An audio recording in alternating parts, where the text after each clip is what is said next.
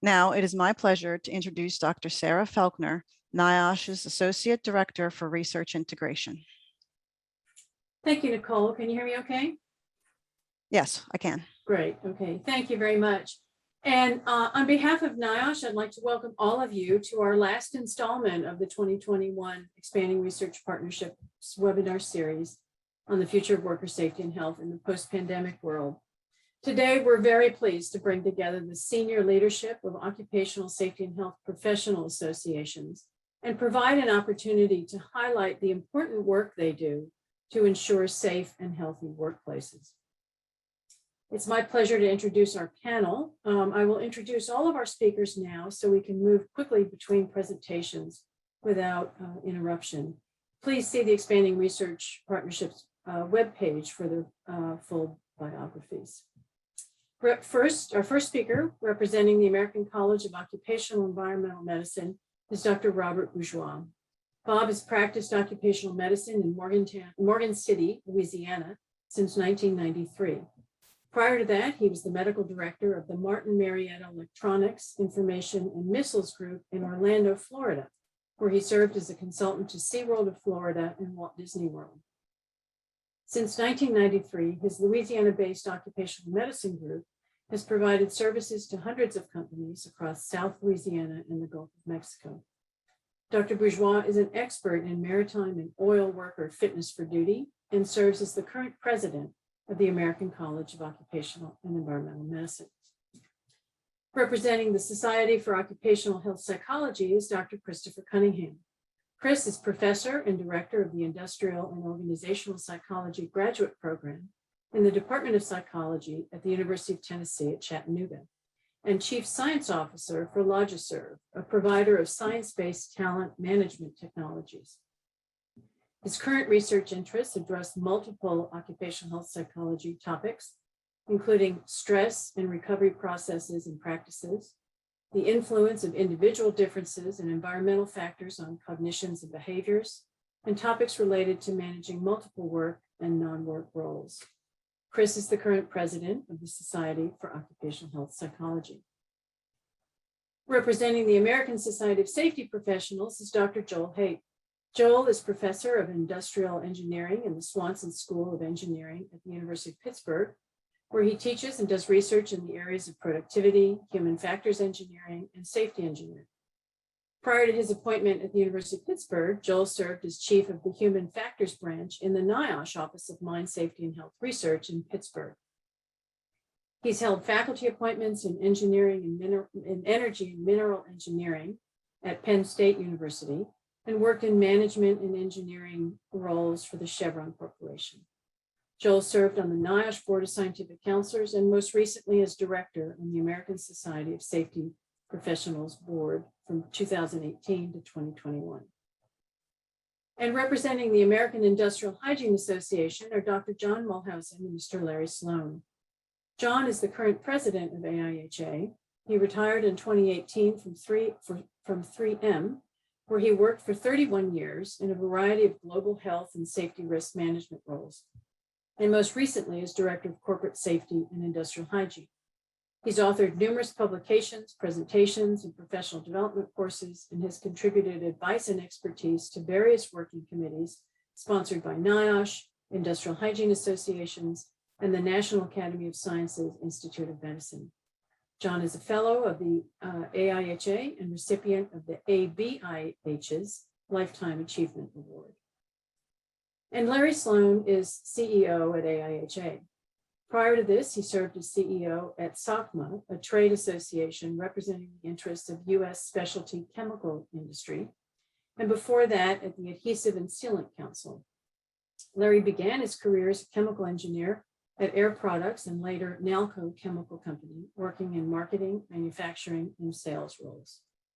Larry received his Certified Association Executive designation through the American Society of Association Executives and currently serves in a leadership role on the ASAE Foundation's Research Committee. He has served as a speaker and thought leader for various nonprofit organizations, including ASAE and the Council of Engineering and Scientific Society Executives.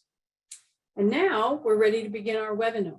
As Nicole mentioned, each speaker will have approximately 15 minutes, and John and Larry will share that time, followed by a Q&A. Please put your questions in the chat at any time during the webinar and help us by indicating who the question is directed to. And now, without further delay, I'd like to invite Dr. Bourgeois to come to our virtual podium. Bob? Thank you, Sarah, and welcome to everyone. Good afternoon, good morning, wherever you are. I'm down here in South Louisiana, where we're all still recovering from the hurricane. And so fortunately, we do have internet and power back, so this made it a little bit easier for me. We'll go to the next slide. So ACOM is an organization of occupational medicine professionals where we strengthen communities and workplaces by ensuring worker health, safety, and well-being and fostering a healthful environment. We provide leadership to provide optimal health and safety of workers, workplaces, and environments. Next slide. COVID-19 turned us all around just like it did the rest of the world. We'll talk about what new challenges we had, how we responded to them, and where we think we're going for the next near term. Next slide. So what happened, which was really crazy for us, was redefining essential workers. So when COVID redefined essential workers, occupational medicine physicians had to keep them healthy and working. Who were essential workers? Well, traditionally, they were first responders, healthcare, and utility. But with the pandemic, which is long-term compared to the short-term definition before, agribusiness, food processors, grocers, transportation, whether it's maritime, rail, trucking, or aviation, the energy sector, educators, manufacturing, retail businesses, all of those became essential workers. Next slide. So how did we keep America working? Well, with our friends in safety and industrial hygiene and other healthcare providers, we found out that once we found out who the essential workers were, what do you have to do to keep them healthy and working? So being creative and agile, we had to figure out issues with physical distancing in the workplaces. And how do you protect workers that have to work next to each other because of particular job tasks? What protection is available? What's practical? Because there are a lot of things that you couldn't do. And then with the shortages in PPE and other things, it made it very challenging. So various masking and respiratory protection protocols. How do you protect 2 pilots and 18 passengers in one helicopter? What do you do with healthcare providers? I mean, if you remember early on, young physicians and nurses were dying because this is probably a viral load dependent disease. So early on, you saw pictures where the healthcare providers were wearing surgical masks and the patients in ICU or in the ER had N95s with exhaust valves. So we kind of had that backwards. So when health and safety professionals became involved and made recommendations, you saw that protection get reversed and go the right way. And you don't hear about as many of the healthcare providers having the same issues. Next slide. So varied office capacities. Every day we get asked questions, and this is a daily chess match of what affects the changes in manning and scheduling plans. Is it the percent vaccinated in the workplace? Is it the percent vaccinated in the surrounding community? Is it how many people have had a prior COVID infection? How remote? How long does that natural immunity last? What's really the proper distancing? I mean, with airflow, with return airs, with makeup air, increased makeup air, with folks working outside, what's the right answer? Full-time masking. When do you wear the mask? When are you allowed to take it off? What about solo offices versus cubicles? How long are the exposures, really exposures and what are and what aren't exposures? And with the airflow changes going across cubicles, what differences do those make? Conference room capacities. How many people can be in the conference room? What about airflow? What about makeup air? Again, all these different things. We had also special challenges with offshore oil workers working in remote locations or mariners on vessels versus folks that are home every night. Because if you're able to sanitize basically the offshore environment and put healthy people offshore and not introduce sick people, that was actually pretty good. But if you have people that work and they go home every night, no matter what you're doing at work, you run the risk of an infection away from work and bringing that back in. So those are, again, more challenges that we dealt with all the time. Next slide. How do you protect the firefighters who ride in the same EMS vehicle when there are a whole bunch of them riding in one pumper and they're all crammed in the cab? You know, they're all right there, puffing and puffing, breathing on each other, wearing, you know, the bunker gear, sweating, taking deep breaths. How do you protect those folks? How do you protect oil and gas workers on offshore platforms where they're living in close quarters, working in close quarters? You know, you stagger meals, you stagger the people eating in the galley. You actually have a whole bunch of different things that you have to figure out. But since it's pretty tight quarters, it wouldn't make sense. So every one of these was a chess game. And then going back to how do you keep them healthy when they go out? Pre-embarkation quarantine, testing protocols. What's the best for risk reduction? What are the best tests? What tests were available? We had early on, we saw people doing antigen testing the first day of exposure, which was worthless. And they were saying, okay, this guy's negative. He can go to work. They can go back to college. He can go back to work in the hospital. And those were all wrong, but we saw that happening all across the country. So what's the best way to handle those for risk reduction? If you have an outbreak offshore, you know, how do you bring folks in? Every one of them was early on required a single person medical evacuation on a helicopter. And they were about $75,000 each trip. And it was less than 1 hour each way in and out. So when you had an outbreak, it was one, very expensive, and two, very, very time intensive as far as trying to get people in. So you're trying to figure out what the best strategy is to prevent it. But if you do have an outbreak, how do you manage them? How does a ship enter a port with mariners infected with COVID? How do you protect the maritime pilots who have to get on board to bring the vessel in and out of port? How do you get them tested? What do you do with them while they're waiting? You know, that sort of thing. So that was all, those were interactions with the Coast Guard and port authorities. That all these things are all new in the past year and a half that none of us really had to deal with very much ever before. Staffing a hospital when 20% of your workers have COVID. How do you staff the hospital? When can you bring people back to work? When can you bring them back in limited roles?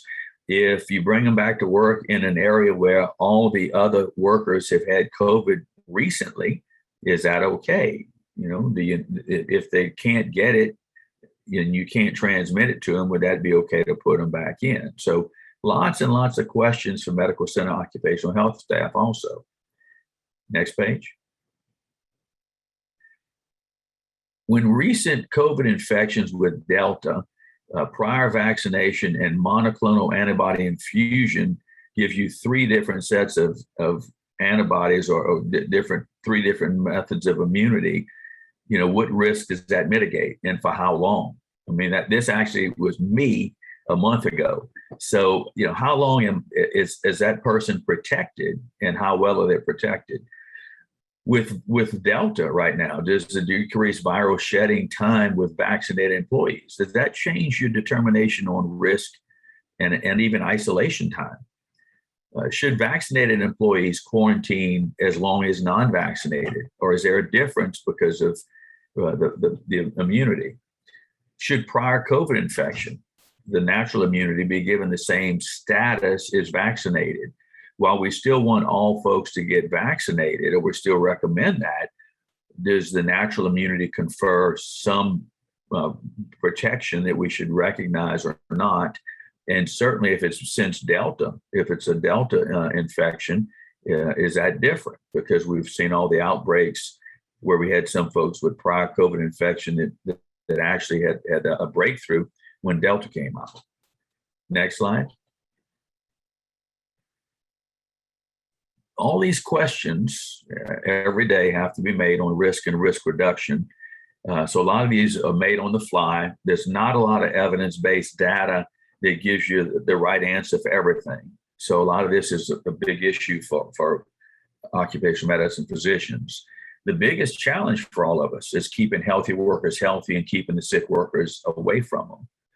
So visibility for occupational medicine is going nuts with the COVID pandemic, and I'm certain it'll keep growing because hasn't gone away yet.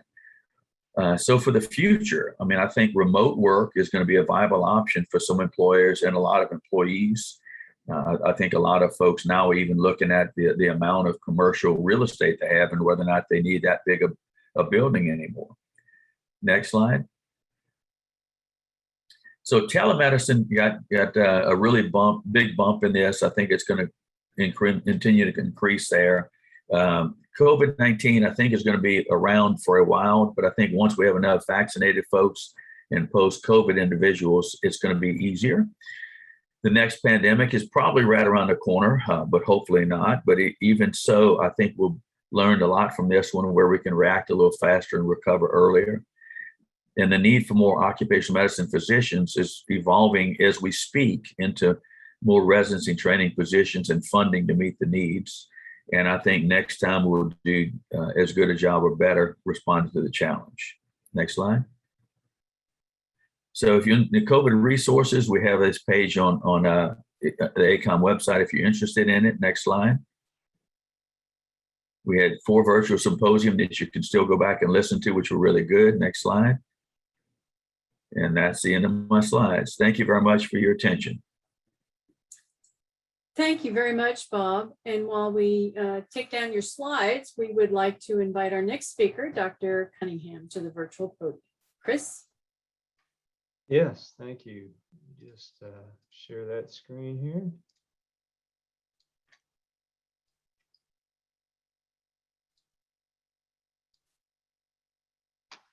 Okay, can you all see that okay? Yes, we can. Excellent. Well, really appreciate that presentation from Bob. And I think there's a couple of themes that you'll notice in what I have to share here that kind of connect with and resonate with that. The perspective I am going to represent is from the realm of occupational health psychology. And I do want to thank everybody for providing this opportunity. It's a fantastic panel of folks, and I can see we've got a lot of interest in the audience out there as well.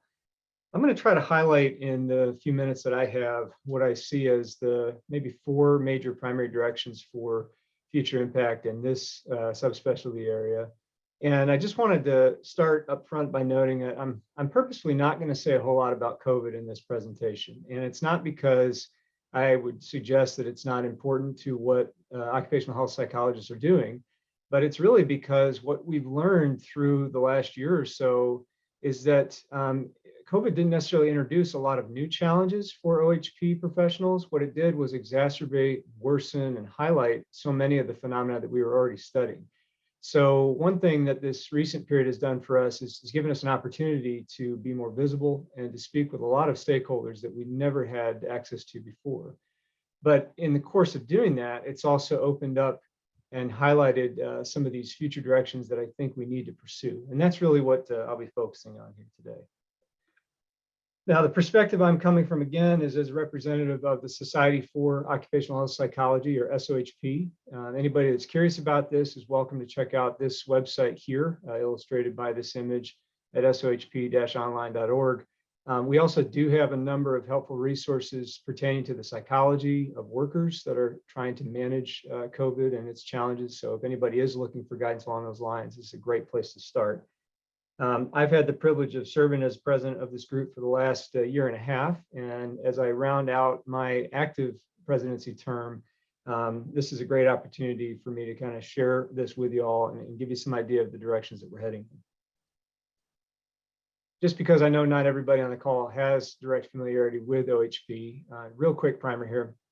Since the 1990s, this area of applied research and intervention work has established itself largely with the help of NIOSH and other partners who saw the need and the value of bringing recognition and emphasis to the psychology of workers.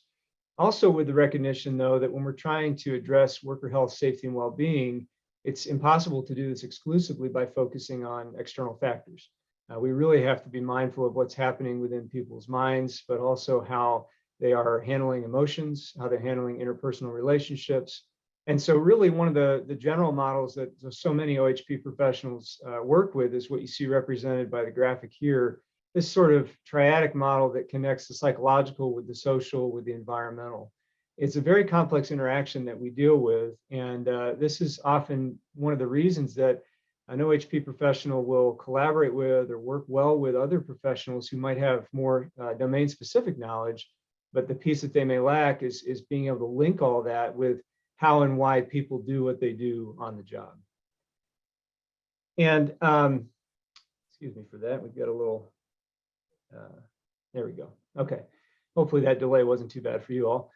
So in terms of where we want to kind of push OHP moving forward, if we're going to increase the impact of the work that we've been doing since our inception as a field of study and practice, I think 4 major areas that we want to focus on are expanding our collaborative connections, balancing our attention on translating, but also applying and then creating new research, broadening our frame of attention, and I'll explain what I mean by that in a minute, and then emphasizing the power of work done well. And this is something else that'll make sense here in just a couple of minutes. And I do want to stress again that we've gotten to where we are now as a field thanks to the support of these important partners like NIOSH, but we can't get as far as we need to go without some new partners and without continuing the push that has already been made down these different pathways. So to dig into each of these briefly, when it comes to expanding collaborative connections, it's increasingly becoming apparent to those of us that do OHP work that we really can function as a hub science or as an amplifier for the excellent work that so many of our occupational safety and health colleagues are doing in their own areas. And the reason for this is that even the best informed intervention efforts that exist won't be successful unless the psychology of workers is taken into account. And so often when we have a perfect solution designed, it's an imperfect application in practice. So this is one of those places where our efforts to increase collaborations with others really can magnify the impact that all of us are trying to achieve. And we've already gotten some help with this thanks to again, groups like NIOSH and the push that they've been making to increase recognition and appreciation for total worker health. We've tried to do some of this within our own society with the development of a multidisciplinary collaborative where we try to partner up with other organizations and other types of professionals. But I think it's also a challenge that each of our individual OHP professionals can take on by expanding their own professional networks and sharing with the world what it is that they have to offer so that we can kind of help each other out and carry each other's load as we kind of continue down this path. The second area that I think we really need to just keep focus on, and it's not because we're not doing it, but it's that I think it's so important that we need to be very vigilant about it, is that we work to balance our attention that we place on science and practice. If we're going to keep having impact, we need to make sure that we're doing at least as much in the realm of translating and applying our knowledge as we are in the realm of creating new knowledge. And this is something that, again, I really think we can do more effectively if we can build better partnerships and collaborations with the organizations that employ the workers. And this is not something that this field of OHP has been tremendously successful at yet. And to be fair, we're a newer field and there's still a lot of growth happening. But to also be fair, it's been difficult to kind of support and fund some of that work. And so we really appreciate the work that NIOSH and other funding agencies have done to make these types of collaborative partnerships manageable and to support these types of partnerships with financial support. We also think it's important to continue to emphasize, though, that the need for the translation of science into practice. So again, we would highlight, the research to practice initiatives of NIOSH and others. But again, we would challenge our OHP professionals and other occupational health and safety professionals to make sure that when they are sharing research, whether it's in a published manuscript or whether they're presenting at a conference or whether they're trying to educate a group of workers or leaders, to make sure that we're making the so what of our work clear, to make sure that those implications are coming through. So there's really not confusion about the value of what we're doing, but that there can be an increasing acceptance and realization that these issues are serious issues that we can help organizations to address. Third prong for increased impact is for folks in my area of study here of OHP to broaden our frame of attention. Now, this is a critique that really applies throughout the behavioral and social sciences. But as reflected in the images here, there's a whole lot of workers in this world that we have not focused any attention on. Most of what we think we know about this area of applied psychology comes from fairly industrialized nations and fairly well-organized and managed occupational sectors and settings. We really, if we want to have greater impact, we really need to challenge ourselves to expand that frame of attention to include the non-traditional workers, the new types of workers, and the underrepresented workers that face risks that we don't even understand. And so, of course, we're not doing a whole lot to address those risks right now either. I really think that NIOSH and other organizations that support this type of work can continue to do so by encouraging collaborations that would facilitate this type of examination and intervention efforts, but also by continuing to provide targeted funding opportunities that look at these types of occupations, these types of occupational challenges. And then that fourth prong that I mentioned earlier is really doing more to emphasize the power and importance of work done well. There is a real bias in the OHP literature that I'm not real happy about or proud about. And unfortunately, it's a bias toward all the ways that work is bad for us. To be fair, this is a bias that kind of persists throughout the occupational health and safety arena. It's only natural that we would react to what's wrong and try to fix it. The downside to this focus, though, is that we lose sight of the reality that, especially from a psychology perspective, work is essential. Work gives us meaning. It helps us craft identities. It helps us structure our day. It helps us find social connections and access all kinds of other resources we need to live well. And if we're not careful, we'll lose sight of that message and continue to fail to kind of push forward this realization that when work is designed and managed well, it can be good for the employees, it can be good for the organizations, but it can also be good for families, communities, and society more generally. So again, we think there's some really great work already being done through NIOSH's efforts on healthy work design, but we would definitely argue that there's so much more that can be done along these lines. And if any of what I'm saying today is remotely appealing to those of you on the call, I would like to highlight that there is another virtual conference that's kicking off actually next week. And it's a conference that happens every 2 years. It's an international focus on work stress and health.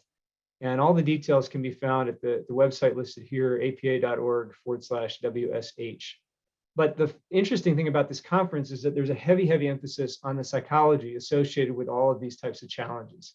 So if you find yourself kind of keen on these topics, this is the event to check in on and hear what the cutting edge is with respect to these different challenge areas. So to just kind of wrap up my brief portion here, I want to emphasize that, we're not trying to minimize the challenges that COVID has placed on all of us. That's not really the intent at all. But as I mentioned at the beginning, our COVID reality gave OHP professionals a chance to shine because suddenly there was an increased recognition that the psychology that workers experience really matters. That idea of being called or labeled essential versus not, and you think about how that affects motivation and how that affects your willingness to go to work. Think about the anxieties that come with having to go to work or not having a job to go to, even though you need the income. There's so many levels of psychological impact here. But the thing is, we had already been studying all of these phenomena. And so now we have a stage really to share this with the rest of the world. And that's why I think it's a very exciting time for OHP. There's a lot of opportunities for growth and impact. And we'd really like to do this in collaboration and in concert with our partners that are tackling so many other critical areas in occupational safety and health. We would not be where we are as a field today without the support from NIOSH and other organizations that have gotten us to this point. And I really hope it's clear that we understand that partnership is essential moving forward, and we look to expand those partnerships through opportunities like speaking on panels like this and working with the professionals that are on the call today. So thank you for that time. Thank you very much, Chris. And as you stop sharing your screen, we're going to invite Dr. Haight to join us at the virtual podium. Joel?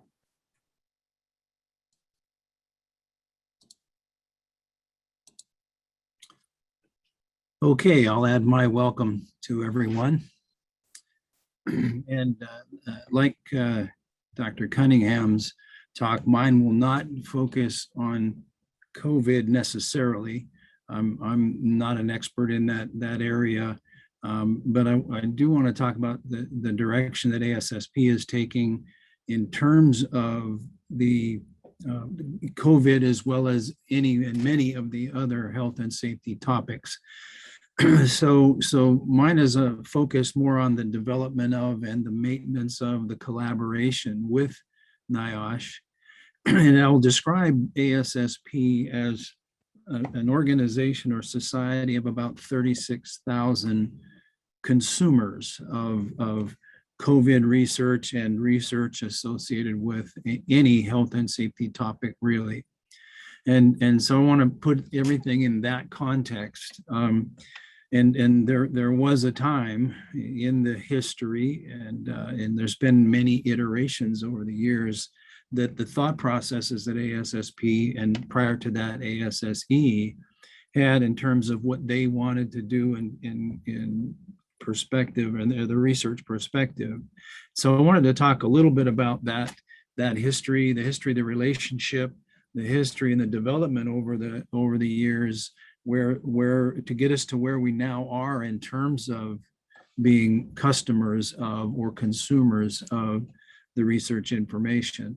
And one of the things that struck me with Dr. Bourgeois' talk was that, in talking with the safety professionals, health professionals, a lot of advice and I guess you could say information, helpful information that came from that community related to protective equipment, COVID protective equipment. I think that's an area that we're all still learning some things about, and ASSP is not necessarily the cutting edge organization to study that, but they are a hungry group of consumers of the research information. And so I think that is certainly a place for the dissemination and communication of research results.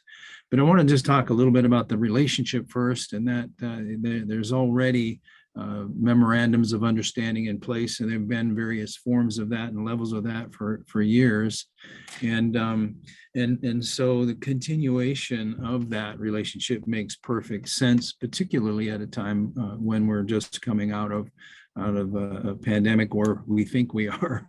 And so, the way both organizations operate, I think there is a complement there that we need to take advantage of, or make sure that we maximize.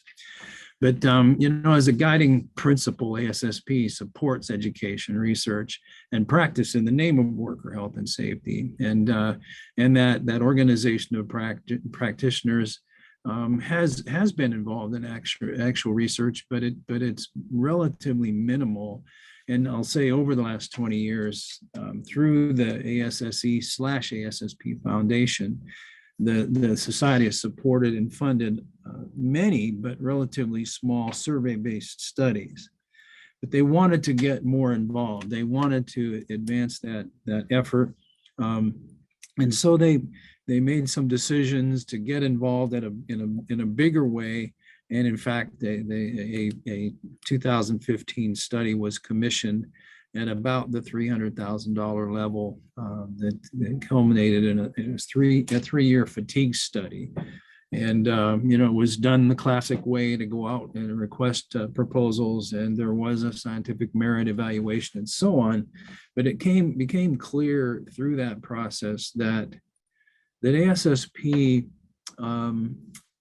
wasn't quite sure they could maintain that. They weren't quite sure of the sustainability of that effort. And so 2017, ASSP saw that come out, and at the end of the research, that's when we get answers and we understand things better. Now ASSP wants to get involved, so they put together a large symposium, various stakeholders in attendance, a lot of people from NIOSH and researchers from academia as well, to discuss what that would look like, an ASSP research effort.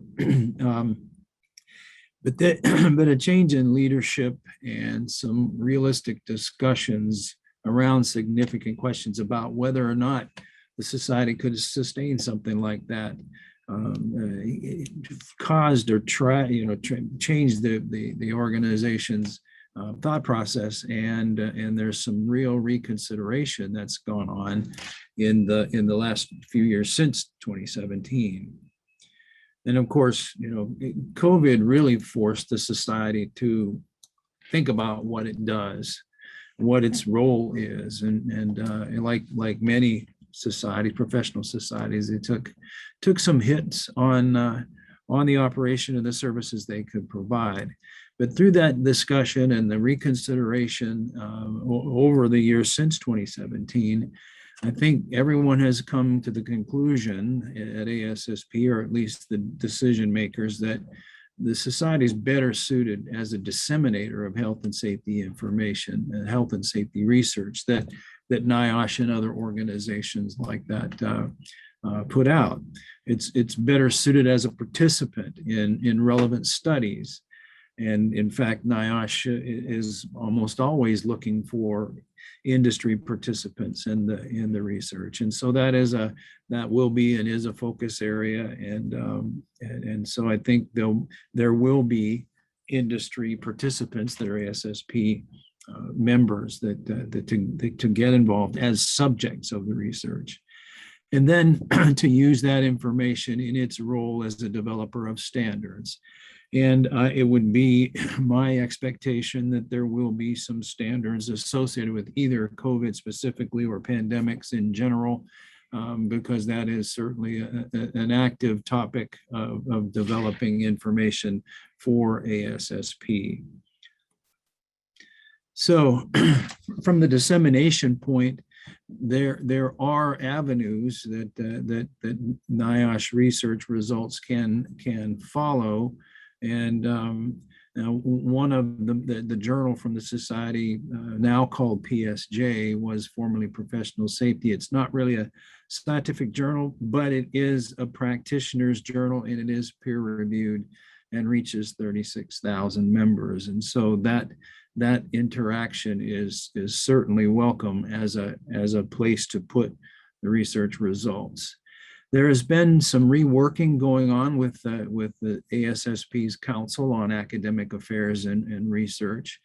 And so there is the expectation that one of the main roles of whatever is the end result of that council, its role would be it would be better focused on communication of the research results. And then their active standards development work is probably most impactful with hands-on introduction of NIOSH research, where we get results into the hands of the design and implementation practitioners. and I would imagine that the standards that come out of the post-pandemic world, as we learn more about safe practices and protective equipment and so on, I am nearly or very confident that it will make its way into a standard of some form. So the participation, of course, having been a branch chief myself within NIOSH in the past, I know that the connection that you need with industry for applied research is strong. ASSP is committing to having its members provide that either that research site or those research subjects, and so that'll be critical. That the SSE members and the companies they represent can be excellent sites for research, and the participants that actually defines R2P, or research to practice. So I think that relationship is important and will become even more important as that Council on Education and Research develops in its reworking. And of course, ASSP is and can continue to be the connection point for NIOSH researchers in that regard. So the consensus standards in that area of development, those consensus standards that ASSP is the secretariat for, they represent a large part of the services that ASSP provides to its membership and to the health and safety profession as a whole. And these standards, in order to be effective and usable and an entity that people will will turn to, it needs the input of the NIOSH research to effectively convey what we know about the safest and best ways to approach work. It's related to fall protection, excavation, exposure prevention, control measures, and many other areas like COVID protection, like pandemic exposure protection.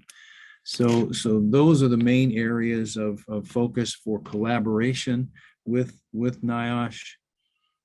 And just maybe a summary here of the relationship and the collaboration and the expectation for moving forward. It's hoped, and I would say, in my opinion, that relationship needs to continue.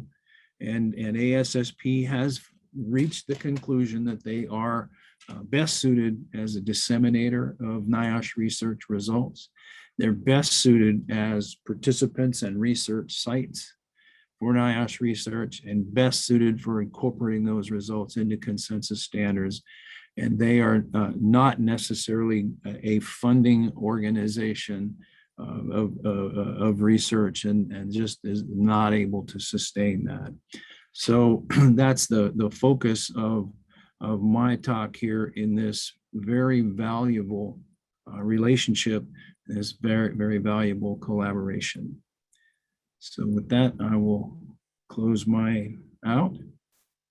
Great. Thank you very much, Joel. And as you stop sharing your screen, we'd like to invite our last two speakers to the virtual podium. Dr. Mulhausen will speak first, and then we'll pass it on to Mr. Sloan. John? Thank you. Can you hear me just fine? Yes, we can, just fine, and we see the slides. Great. I apologize. I'm at a conference center in Denver, Colorado, and they have a mask mandate inside. So I'm out in the courtyard yelling at you on my phone. So thanks for your patience, everybody. Thanks to NIOSH for inviting AIHA to participate in this valuable webinar. Larry Sloan and I will split our time. I'm going to tell you about our new initiative that we have, we call Defining the Science.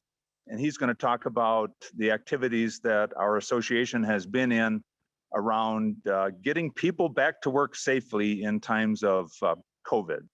So next slide, please, Larry. We're extremely excited about an initiative that we kicked off, not quite a year ago, in partnership with ACGIH. It's really meant to drive research ideas out of practitioners into the sort of creative minds of researchers. So to understand what the issues are that our practitioners face in their day-to-day efforts to protect the health and safety of workers, get researchers interested, research funding organizations interested, facilitate that research, and then really get that research back into the hands of practitioners and see if we can accelerate the implementation of those ideas, again, to better help protect the health and safety of workers and the communities in which they work. The other part relates to what Chris mentioned, the balance between practice and research.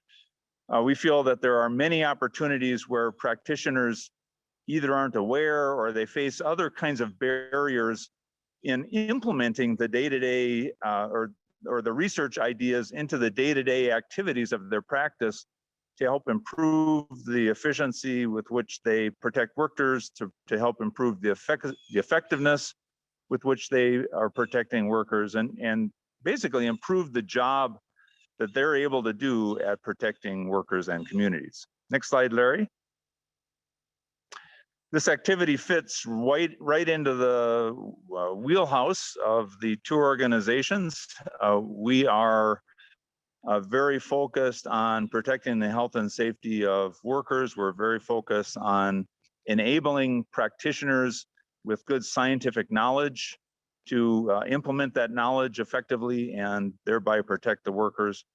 And we look to this as really a practitioner to research back to practitioner effort to improve the state of practice of occupational health and safety, and thereby improve the health and safety of workers and the public. Next slide, Larry. Driving the initiative is our newly created Defining the Science Advisory Group, representation from both AIHA and ACGH, and some people from NIOSH kind enough to participate. Their job is really to drive the process, to vet the opportunities as the process bubbles them up, to sort of funnel them to the various experts within our two organizations who can further vet those opportunities, further refine them, put together a prioritized research agenda, and then give advice to the boards of both organizations on the appropriate activities, the appropriate roles of the two organizations, as well as whether there are specific research funding activities. Like ASSP, neither AIHA or ACGIH see themselves as major funders of research activities, but as positioned to facilitate the activities, facilitate the bubbling up of ideas from practitioners, get those ideas into the appropriate research channels for people who are expert in conducting the research and people who can fund that research. Next slide, Larry, please. So we're really interested in defining and driving a continuous improvement process that bubbles ideas up from practitioners. Next slide, Larry. So finding opportunities where practitioners are frustrated, where they're hitting the wall, where they're finding they're not able to be effective, making sure that those ideas are visible and appropriately vetted by the experts within the two associations. Next slide. Then connecting those questions with researchers who have the expertise to answer the questions, and with funding organizations who have the resources to fund the particular research needed to answer those questions. Next slide. And just as was mentioned with ASSP, many times the practical research that needs to be done requires access to shop floor activities. And like ASSP, AIHA, and ACGIH are well positioned to find the partnerships that are necessary to get researchers access to those shop floor activities where needed. Next slide. And then finally, to take the solutions that are coming out of the research activities and see if we can accelerate the uptake of those activities and solutions into the day-to-day practice of our members. Again, this practice to research to practice continuous improvement loop that's tied into the frustrations faced by the practitioners, connecting them and getting some excitement going within the research community about addressing those issues, finding the appropriate funding sources, connecting the researchers and the funding to practitioners who can help facilitate getting the research done, and then finally taking those solutions and driving them back into the hands of practitioners and accelerating the uptake of those solutions by those practitioners to better enhance their ability to protect worker health and safety. Next slide. So again, that continuous improvement cycle of practice to research to practice. All right, with that, I'll hand it off to Larry. Oh, forgot about these slides. Sorry about that. There are ways to get involved. Everybody on this webinar can get involved with submitting ideas through our web submittal form. Next slide. We have a brainstorming session, an opportunity to interact with some of your peers to generate, we hope, lots of ideas about research that needs to be done or barriers to practice that need to be knocked down.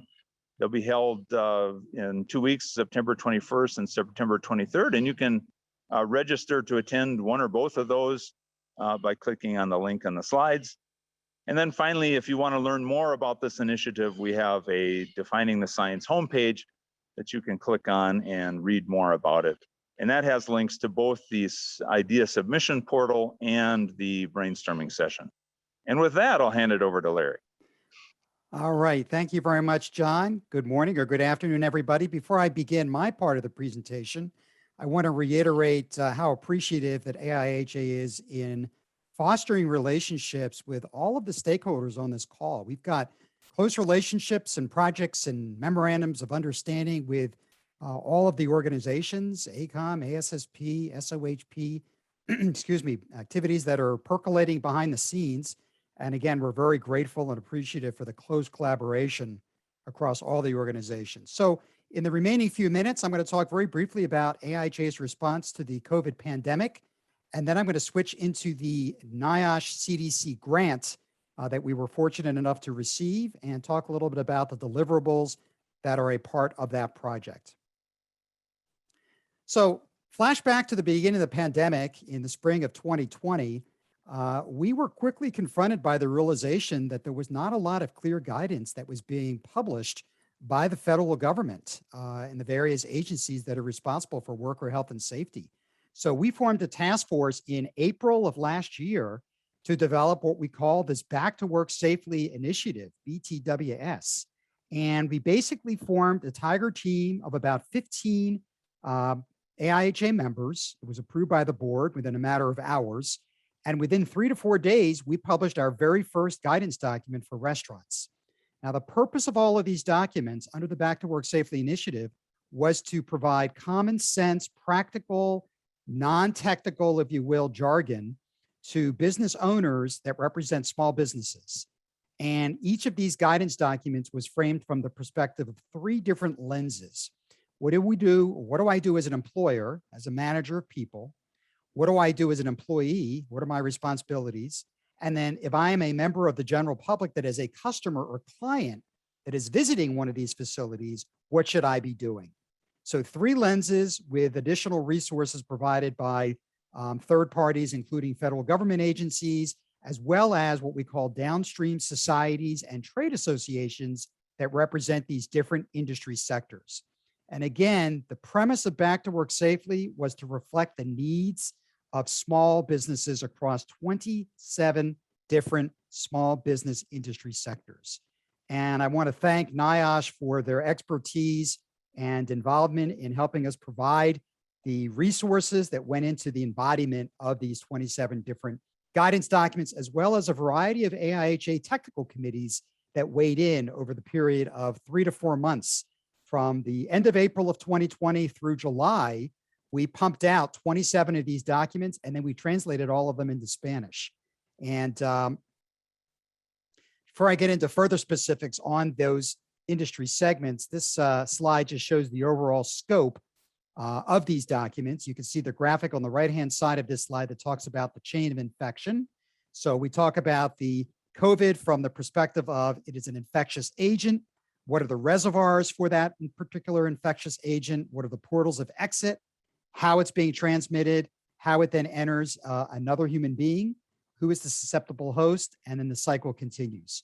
So the perspective of the Back to Work Safely documents follows the hierarchy of controls, starting with obviously elimination of the hazard if possible, but really looking at engineering controls as the top level way to practically affect the transmission of the SARS-CoV-2 virus. So we want to break the chain from source to recipient or host. We want to provide practical guidance that minimizes the potential in the first place for the virus to enter a facility.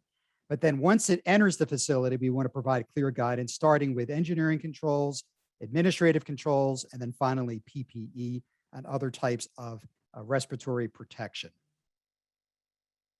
So these are the 27 different industry sectors that we have created information on. All of these are now available in what we call the 2nd edition, which again reinforced the commitment to the hierarchy of controls, again, starting with engineering parameters that should be considered. When we had put out these documents last year, some of them were not quite harmonized with others because we were pushing them out in a very rapid pace fashion. So we took some time earlier this year to basically harmonize all 27. And again, the perspective is that these are 27 different industries that are populated by smaller business owners and entities. All of these documents, again, are now on the backtoworksafely.org website. And we are in the process of translating the documents into Spanish. The first editions are all available in Spanish, and they are published on the website. but we're now publishing the second editions into Spanish, and they'll be available later this fall. In addition to the Back to Work Safely documents, AIHA volunteer group community published a variety of other resources as indicated on this slide. Each of these links is a live link to our website where you can download the particular resource free of charge. I do want to reference just one document in particular, and that is the joint consensus statement, that's right here, on addressing the aerosol transmission of SARS-CoV-2 and recommendations for preventing occupational exposures. We decided earlier on in the pandemic that we needed to pronounce our belief and commitment that airborne transmission of microscopic particles was critical to the transmission and exposure of folks to the COVID-19 disease. And so with the support of some dozen or plus other technical societies, we published this joint consensus statement, which was then referenced in communications to WHO, CDC, OSHA, as well as House and Senate, various technical committees that are governing health, workplace health and safety. So that particular consensus statement has gotten quite a bit of mileage with various regulatory authorities, both here in the United States as well as around the world. Several of these other guidance documents focus on specific nuances under the hierarchy controls. You can see we have documents on things like PPE. We have documents on UV disinfection, cleaning and disinfection, et cetera. The other document I want to mention is this role of the industrial hygienist in a pandemic. This second edition was literally just released last week, and we are in the process of getting that translated as well into Spanish. So lots of great information. Everything is available through backtoworksafely.org, and everything is available free of charge. So very quickly, in the few minutes that I have left, I want to talk about the NIOSH CDC grant that we were fortunate enough to receive earlier this year. There are 4 elements to the grant project. The first one, we call it Project A, was the revision of AIHA's role of the IH in a pandemic. This document started out as a 20-page guidance document. It was published back in 2006. And with the support of over a dozen volunteers over the last 6 months, it has ballooned to close to a 100-page document that really reinforces what the role is of the industrial hygienist in the face of a pandemic. The collateral documents that are being produced under the CDC grant are noted in that second bullet under Project A, basically supplemental tools that are designed for small businesses, healthcare, and long-term care facility workers in particular, to help these folks understand when do you call an OEHS or an IH professional? What's the need for the OEHS professional? What is the purpose do they serve? And how do they get deployed to help you deal with the pandemic? So we're going to be developing these supplemental documents and tools based on the role of the IH in a pandemic as part of Project A under the CDC grant. Project F, which is our second deliverable, are a series of animated video snippets that are going to be helpful in educating folks on whether or not to use the N95 and other approved PPE versus these conventional, if you will, face coverings. And so it's a series of 5 video snippets. The first video snippet is basically running you through a risk profile. Are your workers considered higher risk? If so, we direct you to the PPE video snippets. Or are your workers considered lower risk? In which case we direct you to the non-PPE or face covering video snippets. These videos are 2 to 3 minutes in length at most. They are going to be available in multiple languages. A couple languages are going to be simulcast, and then there'll be subtitles in the other foreign languages. Project C is based on those 27 Back to Work Safely guidance documents. These products will include a series of animated video snippets and other tools, and they are also going to be available in multiple languages. And then finally, Project B is going to be a webcast that's going to be broadcast in November of this year. And it's going to feature panels of experts that are going to address the needs of various populations of workers, which include first responders, personnel in K through 12, daycare centers, as well as gig economy workers and what we call vulnerable workers, specifically in construction and agriculture. So these 4 projects cover the realm of the CDC grant. I'm not going to get into more specifics because we're running out of time, but these slides will be available to all attendees, and you can take a look at your leisure at some of the more specifics behind each of these projects, A, F, C, and B. And then finally, for each of these projects, there will be a marketing strategy that's going to be deployed, and we'll be reaching out to a variety of stakeholders, including chambers of commerce, the Small Business Administration, state public health agencies, a variety of downstream trade associations and professional societies. We'll be measuring over time the outreach of our campaigns in terms of reach, engagement, and endorsement. And each of these projects will carry its own specialized set of metrics. And with that, I will wrap things up and thank everybody for their time and attention. And back to the NIOSH folks. Thank you very much, Larry. And as you take your screen down, we're now ready to move to the Q&A portion of our webinar. First, I want to thank you and all of our speakers for that really informative look at the important work you all are doing and for your perspectives on the future of worker safety and health in the post-pandemic world. And I also want to make a special note of thanks to Dr. Bourgeois, who was able to join us from Louisiana as his state is recovering from the tremendous impacts of Hurricane Ida. So yay for you. Thanks very much. And now we'll move to the Q&A portion of the webinar. And NIOSH would like to kick that Q&A session off with a question to all of you about diversity, equity, and inclusion. Many of you know that NIOSH has a strong commitment to DEI in both the workplace and in occupational safety and health research. And we've recently established an Office of Diversity and Inclusion within the NIOSH Office of the Director. We recognize that today's panel represents a limited demographic, but we also recognize that each of your associations shares an important commitment to DEI. And we'd like to take a moment to hear from you about that. So we'd like to ask you if you can tell us about efforts to promote DEI within your association membership and leadership. And I'd like to start by asking Dr. Bourgeois, representing ACOM. Bob? Thank you. ACOM started out in 1916, and through the 1970s, the demographics of the board reflected its membership, which were mostly corporate medical directors. Since then, actually, since the turn of this century, we've had 5 female presidents in the last 10 years. Over 50% of our board members have been female. Regarding race, we don't really collect that information, have not done that for years. However, since the 2000s, we averaged 15 to 20% board racial diversity. This year, among the board officers, 50% are persons of color. So our current board has 17 directors or officers and 3 observers. Of the 20 total, 6 or 30% are minorities and 55% are female. We also had a statement on racism that we published in June of 2020. And we have an ethics committee that's been evaluating the issue of diversity and systemic racism to continue to make recommendations.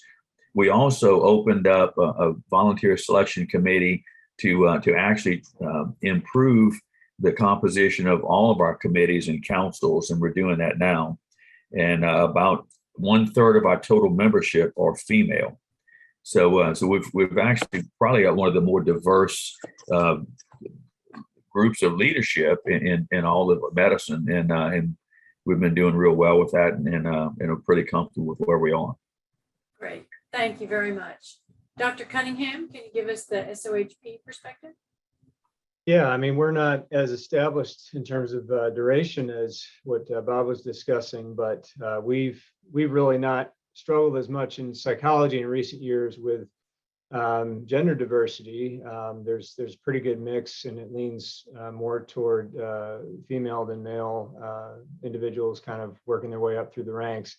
But where we struggle is with the racial and ethnic diversity. And a lot of the challenge is not on the opportunity side of things, but it's on the supply side of the equation.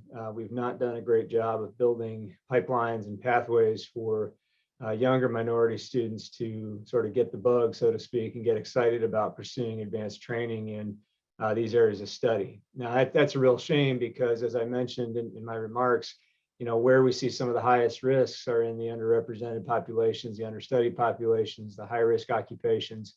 And these tend to be overwhelmingly staffed by individuals from these minority groups. So there's a huge disconnect there that we are trying hard to address. Some of the strategies we're using actually mirror quite closely what Bob's already outlined. We've also adopted an anti-racism statement and adhered to the broader ethics code for the American Psychological Association. And these are, acknowledging these are now requirements to membership in SOHP. We've been taking steps to encourage the journals that we're associated with to increase the diversity of their editorial boards. And we are trying hard to actively identify growing talent, young talent in our field, and invite them to become involved in the operations of the society. And we've had some success with that. And we believe that that's really kind of the best strategy that's going to work for our organization, given the smaller size of our membership and given the sort of niche market we're still in. But I'm excited to hear what the other panelists are doing as well, because maybe we can get some new ideas. Thanks. Great. Thank you very much, Chris. Joel, can you give us some insight into ASSP? Yes, yes. In June of 2020, the ASSP established a board level task force to study the problem. It was a very large group of diverse backgrounds and so on to study the problem, to come up with and establish the ASSP position. And so they have established this group, and ASSP has established an idea and goals and aims and so on. And probably one of the most notable to start with is the aim to provide an organizational culture that's diverse, inclusive, and advances equity across all aspects of the society. We know that bringing together, listening to, and incorporating a wide range of perspective makes ASSP stronger. And when our members apply these experiences, they will help further improve safety in the workplaces. And that's one statement that's been published. I know that another one, and there's a whole list, and I won't go through the whole list, but another one that's notable is we have created learning opportunities to help our members better understand how societal issues such as racism and systemic inequities can impede career advancement and undermine workplace safety and disenfranchise workers. So they've approached it, and I don't have the statistics for the society or the leadership, but it is a very active area, and they are establishing a strong content and strong approach to improving things there. Great. Thank you very much. And Larry, can you give us the AIHA perspective? Sure, thanks. So we updated our diversity and inclusion policy just a couple years ago. And, we're striving to really ensure a balanced representation on all of our committees, our advisory groups, project teams that are formed at the national level. It's interesting, when you look at the AIHA Board of Directors, it is more than 50% female. We have ethnic variety represented, as well as LGBT representation, which for an organization of our size, I think is very impressive. And I think we've maintained, I've been around AIHA now for 5 years, and we've had representation across all of those paradigms over that 5-year period. So, when we talk about diversity, of course, it's those conventional metrics or barometers, cultural background, gender, race, but we also look at years of experience, where you are in your career stage. And we have some folks on our board that are earlier in their career stage, as well as diversity of thought. So for example, when we populate our board and our nominating committee sits down and starts figuring out who we want to reach out to serve on the board for the next year, we're looking at a variety of lenses. We're looking at a variety of parameters from which to source from. And we've been very successful in galvanizing the interest of those folks that represent those various lenses. Also, whenever we form a new advisory group or a task force, we do what's called an open call. And if we don't get the representation that we feel is needed in that particular open call, we will go back out a second time to see if we can solicit additional representatives that cover those gamuts. And we've done that on various occasions to make sure we have that full, again, diversified effect. Finally, we have a minority special interest group that's been around now for 21 years. We have a Women in IH committee, which is open to both men and women. And we have what's called a social concerns committee, which represents those that are considered more in the disadvantaged workplace sector, representing these various demographic sectors that are reflected under the DEI umbrella. So, we're continuing to work the program. This is an ever evolving challenge for our organization and others, but I think we are making some good tangible progress. Thank you. Great, thank you. I want to thank all of our panels for their candor and responses to that. Thank you very much. And now we're going to turn to the questions that are in the chat, and I will turn it over to Nicole Edwards, who will moderate the remainder of that session. Before we do move to that, Larry, there was a question or request for the links that were in the last few slides of John's presentation on how to join that chat and brainstorming session. If you're able and can put those in the chat before the webinar ends, that would be great. Otherwise, we will work to get links that all of you, many of you have provided links in your presentations. We'll include those in our post-webinar email that we send to all presenters and respondents. So Very good. Thank you. And Sarah, by the way, the PDF that I just sent you includes live links embodied in the slides, but I'll go ahead and I'll put those links in the chat box. Terrific. Thanks very much. Nicole? Great, thank you. We'll continue the Q&A portion of today's webinar. When submitting a question in the Q&A box, please provide the name of the presenter or presenters to whom the question should be asked. And please try to avoid the use of abbreviations or acronyms in your question.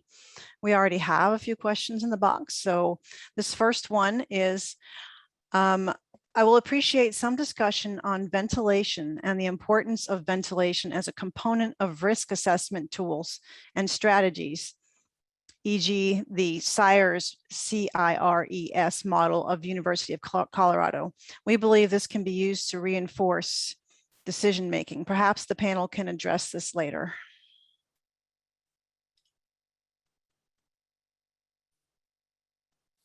Would anyone like to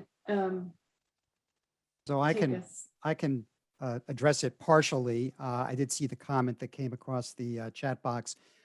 So there are a lot of online tools that have been developed to assess risk.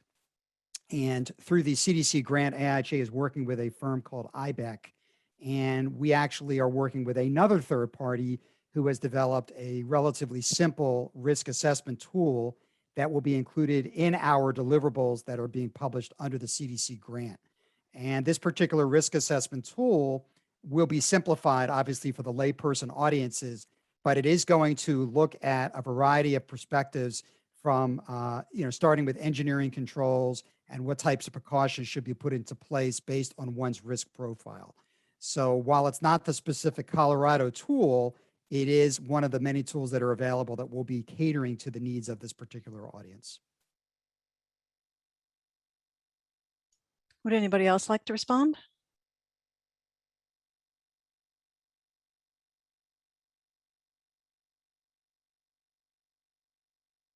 I think All we right. can move on. Yep, our next question reads, excellent point by OHP. This was during Chris's speech. As another question, does this panel recognize and intend to collaboratively represent worker occupational health and safety before organizations like CDC and policymakers? Good science that is unbiased needs to come forward in a collaborative way to affect policy to satisfaction of all those represented.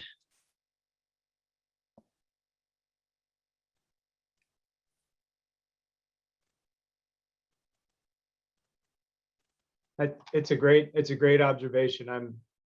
I think that one of the challenges I know we've struggled with as SOHP is that we are not a large organization. So although we have connections with folks who work with many of these other organizations, the collaborative lobbying and pushing for policy hasn't always been incredibly effective in this country. Now, that said, we are part of an international coordinating group for occupational health psychology with member societies from all around the world, including countries like Japan, but also all the nations of Europe. And in those regions, they've had a lot more success bending the ear of policymakers and implementing very clear protocols and guidance regarding psychosocial risk factors and how to control that. Here in the U.S., we deal with a bit of a different situation, and we've been struggling often to figure out if the impacts are going to be more through policy or more through helping business leaders and stakeholders understand that it's good for business to take care of the psychological health of your workers. And that's an ongoing challenge that, we continue to struggle with. But I like the concept that's been raised here, and I do think collaborative efforts are the way to go.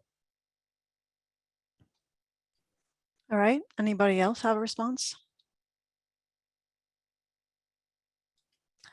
Okay, moving along. This is also for Chris. Could Chris Cunningham comment on whether there is a greater sense of urgency and more available funding for psychological/social and behavioral research in the occupational setting based on the recent phenomena that the media is referring to as the Great Resignation? I can comment on it, but I'm not going to pretend that I know the truth about this particular phenomenon. The Great Resignation is something that was already in the works, and COVID again kind of just tipped us over the edge, made people realize that they really needed to reevaluate priorities, made them question what exactly am I committed to, who am I committed to. So this is a very big challenge, and it's going to be with us for quite some time. There is urgency for sure, but the urgency is not being seen yet on the part of the funding agencies. The urgency is being seen in corporate America as they struggle to fill the ranks of employees and staff these hard to fill positions. So currently, most of the folks I know that work in this arena, and not all of them are OHP related, many come from the industrial and organizational side of psychology, they're having no trouble, I should say, landing contracts with organizations as consultants to help them resolve these issues. It'll be interesting to see if we decide and we see in our funding agencies an emphasis on addressing these needs, because this has not been typically a very highly funded area of research and study. But if you're interested in doing work in this area, there are opportunities to find funding in partnership with organizations that are struggling with these challenges for sure. Thank you. The next question is addressed as for Larry Sloan and others. Could you talk a little more about what you see as the relationship between OSHA, CDC, and AIHA guidance/standards, both as it actually was and as it would ideally be? Okay, I'll kick this one off. That's a very interesting question. So when you go back to the beginning of the pandemic, we were in stark disagreement with, quite frankly, with CDC and other agencies with respect to our belief that airborne transmission was a critical avenue for exposure to the virus. That was what prompted us to develop that joint consensus statement that I mentioned during my remarks. Shortly after that document was produced last summer, the WHO came out with their statement, and it was based on the dozens of concerned scientists, you may recall, saying that airborne transmission is indeed a key transmission route. And there's been a lot of back and forth, as you know, over the months about, well, how important, how critical is airborne transmission versus fomites and other ways of, picking up the virus. And so, going back in time, there have been some significant differences in the philosophy of transmission and exposure to the virus. There's since been more of an alignment between and amongst the organizations and the agencies that are in this space. But in a perfect world, obviously, we would like to all be in lock, stock, and barrel. When you look at the deliverables that we are going to be producing under the CDC grant, and perhaps even some of the guidance under the Back to Work Safely updated documents, there may be some nuances in terms of opinion. And when we secured this particular grant, we told NIOSH, this is an AIHA product, so we may not be completely 100% harmonized with the federal regulatory authorities. And the response back to us was, that's okay, you are AIHA. So I guess the short answer to your question is ideally we'd all be completely aligned, but the reality is that there are still some differences of opinion that we see, and the science continues to evolve, and we're going to evolve our guidance to reflect the sound principles of science based on IH principles of conduct. Thank you. Would anybody else like to follow up? Actually, we're doing a lot of work with OSHA on the heat stress or the heat standard, because some of the work we've done down here in the South if you look at any of the tables on working in heat, you really can't work down here in the Gulf from April to October during the day, or May to September during the at night. And because of the work we did during the Deepwater Horizon response with heat mitigation and all, we're actually getting to do a lot with trying to help rewrite some of that to make it workable, but still protect folks. And then there are a bunch of other things we're working on in a similar fashion. So I think, recently we're having a whole lot of work coming out of the college and working closely with both NIOSH in some studies and OSHA, and I think it's good for all of us. Great, thank you. If there's no one else on that one, I'll I go have, ahead. I Oh, go have a ahead. comment on that Yep. one. From a standards perspective, at ASSP as a standards developing organization, and we put out a lot of the joint ASSP or ANSI standards that a trend within OSHA is to start using RAGAGEPS, or recognized and generally accepted good engineering practice, in their citations.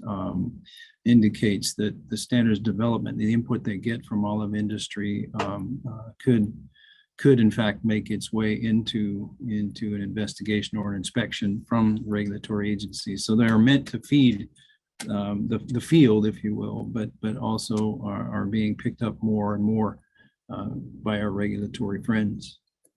So. Okay, thank you.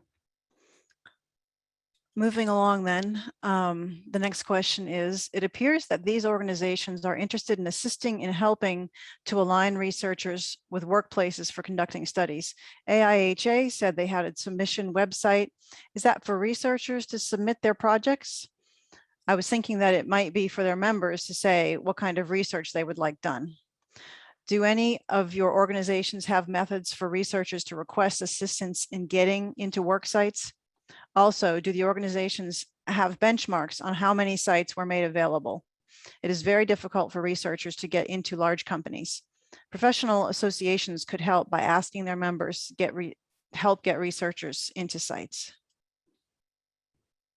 Yeah, this is John here. Can you guys hear me? We can. Yes. Good. Yeah, I absolutely share the concern expressed here. I will say that as AIHA and ACGIH kick off our initiative, we are primarily focused right now on bubbling up ideas from practitioners. So although researchers can pitch ideas too, the main focus is to engage our members, primarily practitioners, in understanding the issues that they face, and then prioritizing those issues for further engagement with researchers and research funders. Looking down the pike, we recognize that a lot of the research that needs to be done requires access to workplaces, real actual workplaces, and that traditionally that has been difficult for researchers to find. So we're committed to building better connections, more sustainable connections. We've had ad hoc efforts in the past, but more sustainable mechanisms by which those connections can be made. Thank you. Would anyone else like to speak to this? I'd like to just add one note of challenge to the researchers who might be listening. I also struggle with this a lot in my own work, and I supervise a lot of work that goes on both at the college and the College of Medicine where I am affiliated.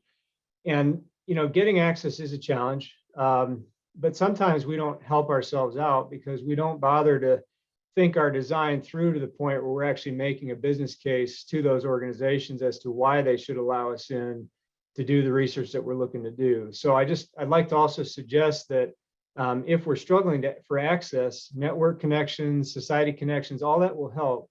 But the other thing that will help is if we actually think through what we're studying far enough so that we can make that case to the organization of here's why this is critically important and here's where these results can help you go moving forward. And this can help create that sense and that push or emphasis for partnership that so many of us were talking about today. Great, thank you. I think we'll go ahead and move along unless someone has a pressing response.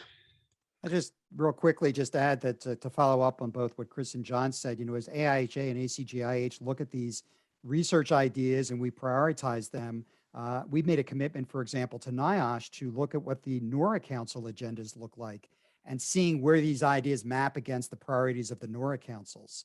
And then we also have relationships with other research bodies as well as contacts at academic institutions around the country. So, sourcing the appropriate research partners for these ideas is going to help with that facilitation and communication across the community. Great, thank you. Moving on to the next question. This one reads, can someone explain if there are ongoing research on the effects of the COVID pandemic on opioid use amongst construction workers, the remedies in place, and measures to get construction workers the help they need without prejudice? I don't know of any particular study that's addressing that right now, and I'm not really sure that whether or not the COVID is had that big an impact on the changes in opioid use. But if we hear something, I'll try and get back to you. Okay, thank you. Anyone else?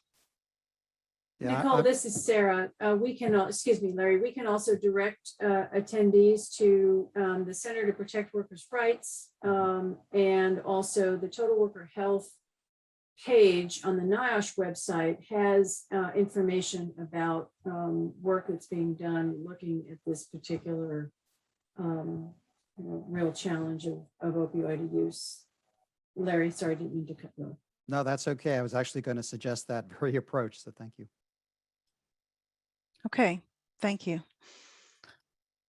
Last question listed here. As you might be aware, there are some organizations who are giving incentives and other monetary benefits to take some extra shifts at work.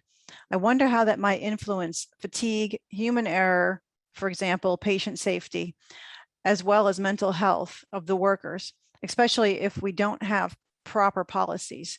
I wonder if we have any guidelines or comments from this expert panel to this effect.